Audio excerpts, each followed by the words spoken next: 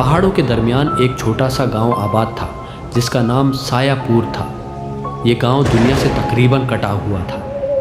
वहाँ न कोई बड़ी सड़क थी और न ही जदीद सहूलियात। गांव के लोग सादा ज़िंदगी गुजारते थे और एक दूसरे के साथ खुश व खर्म रहते थे। लेकिन एक दिन ऐसा आया जिसने इस गांव का नाम हमेशा के लिए एक खौफनाक राज में बदल दिया। ये वाक़या तकरीबन 30 साल पहले पेश आया।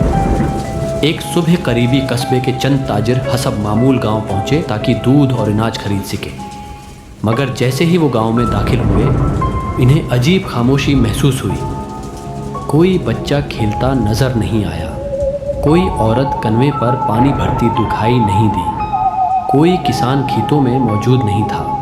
पूरा गांव खामोश था। ताजिरों ने घरों के दरवाजे खटखटाए, लेकिन किसी ने जवाब न दिया। जब उन्होंने एक घर का दरवाज़ा खोला तो उनके जिस्म में सर्द लहर दौड़ गई। खाना अभी तक मेज़ पर रखा था, चौलाहे में आग की राख मौजूद थी। ऐसा लग रहा था जैसे लोग चंद लम्हे पहले यहाँ मौजूद थे। मगर पूरे गांव में एक भी इंसान नहीं था।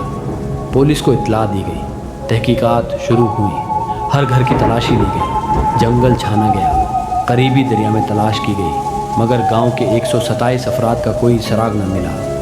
न लाशें, न खून, न किसी किस्म की जदोजहद के आसार। बस लोग गायब हो गए थे।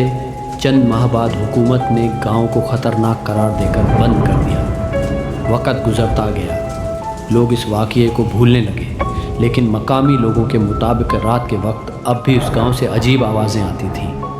कभी बच्चों के हंसने की आवाज़, कभी दरवाज़ों के बंद होने की आवाज़, कभी किसी औरत के रोने की आवाज़। किसी में इतनी हिम्मत नहीं थी कि रात वहाँ जा सके। फिर एक दिन 4 दोस्तों ने इस राज को जानने का फ़ैसला किया। उनके नाम हमज़ा, ज़ीन, बिलाल और आदिल थे। वो एक यूट्यूब चैनल चलाते थे जहाँ पर असरार मकामात की वीडियोज़ बनाते थे। जब उन्होंने सायापुर के बारे में सुना तो फ़ौरन वहाँ जाने का मंसूबा बनाया। मकामी लोगों ने उन्हें मना किया। एक बूढ़े शख्स ने कहा, अगर सूरज गुरूब होने से पहले वापस न आए तो फिर कभी वापस नहीं आओगे। दोस्त हंस दिए। उन्हें यकीन था कि ये सब वहम है। अगले दिन वो कीमरों और टार्चों के साथ गांव पहुंच गए। गांव बिल्कुल वैसा ही था जैसा लोगों ने बयान किया था। वीरान, खामोश, खौफनाक। घरों पर गर्द जमी हुई थी।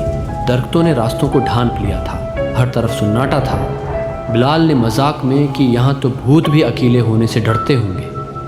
सब हंस पड़े। लेकिन शाम होते ही माहौल बदलने लगा।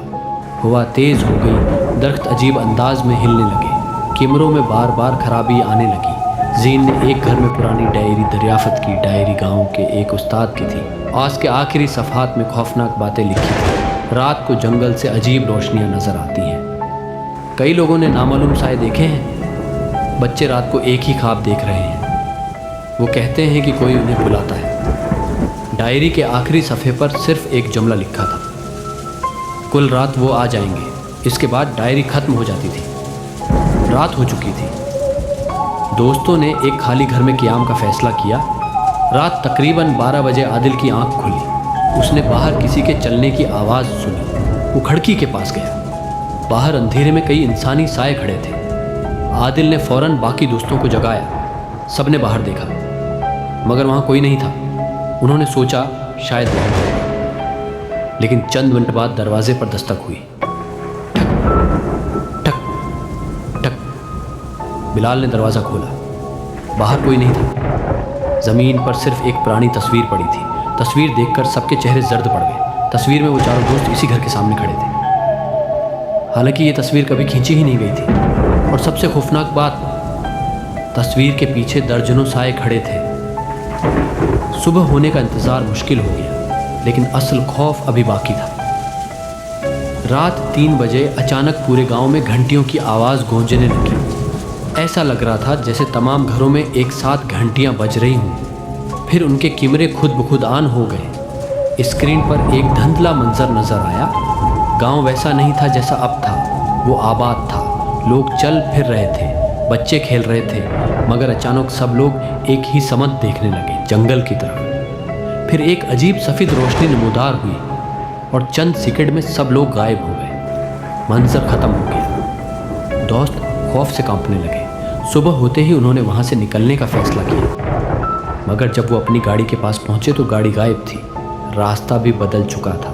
गांव से बाहर जाने वाला रास्ता कहीं नज़र नहीं आ रहा था। वो घंटों भटकते रहे। फिर उन्हें जंगल के अंदर एक पुराना गार मिला। गार की दीवारों पर अजीब निशानात बने हुए थे। अंदर उन्हें दर्जनों पुरानी तस्वीर मिले। तमाम तस्वीर में गांव के वही लोग मौजूद थे जो 30 साल पहले गायब हुए थे। लेकिन हैरानकुन बात यह थी कि तस्वीर नई लग रही थीं, जैसे कल ही ली गई हूँ। गार के आखिरी हिस्से में एक दीवार पर खून से लिखा था, हम अभी भी यहाँ हैं। इसी लम्हे पीछे से कदमों की आवाज़ आई। चारों दोस्त मुड़े। उनके सामने दर्जनों लोग खड़े थे, वही लोग जो 30 साल पहले गायब हुए थे। उनके चेहरे बिल्कुल वैसे ही थे।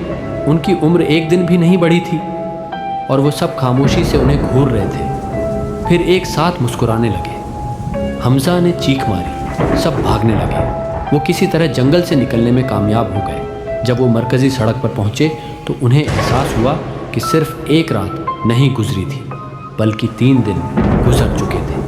पुलिस ने उन्हें लापता करार दे दिया था। कई माह बाद हमजा अपनी रिकॉर्डिंग एडिट कर रहा था। वीडियो के आखिरी हिस्से में अचानक एक फरेब नमूदार हुआ। उसमें वो अपने कमरे में कंप्यूटर के सामने बैठा था और उसके पीछे सायापुर के गुमशुदा लोग खामोशी से खड़े थे।